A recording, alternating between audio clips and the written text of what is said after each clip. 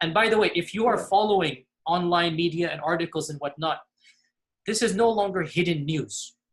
More and more professors and academics are writing stuff, and it's being publicized on Twitter in the last 2-3 years. I have had at least, I'd say, a dozen people tweet at me like specific articles, like how do you answer this, and about ulum al-Quran, about qira'at, about makhtutat, about issues. These are now well known within the Western Academy, that they're bringing forth issues. Their level of now knowledge is leaps and bounds above what it used to be 100 years ago. And by and large, our ulama in the Eastern world are not aware, by and large, of what's going on in the Western side of things. And they're not answering those questions in a manner that it needs to be answered. And this is something all of us that are in academia fully acknowledge. We actually.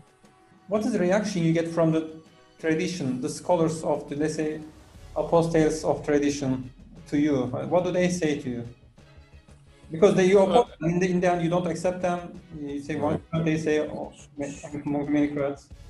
So at the moment, I haven't received any reaction because I think most of our traditional scholars, they read Urdu, and our Western scholars and our some of the scholars, Muslim scholars, which are based in the West, they read English. But a lot of our traditional scholars in the Indo-Pak subcontinent, they heavily rely on the Urdu language. And because generally what happens is that our traditional scholars, they only lend an ear when something starts to become either popular or either convincing to the masses. It is only then when they feel that they have to maybe give a response.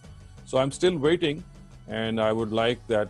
I have sent my book to some of the very famous scholars as well, and I haven't received any responses yet. I very much would like to, but as yet, still it is awaited. I can tell you that they would be very angry and they would never accept what I have said, because you see, I have critically analyzed a lot of narratives from Bukhari, from Muslim, and from some of the other canonical collections, and they don't go along with any person who would criticize or critically reject any narrative which is found in a book like Bukhari.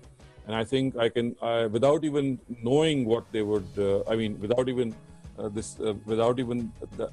finding their reaction, I can predict their reaction. That they will not be, they'll not accept it in any way, and they'll be extremely put off and angry. Yeah, I hope you can in-person conversation in a civilized manner. That would maybe help one side to find the truth. Right.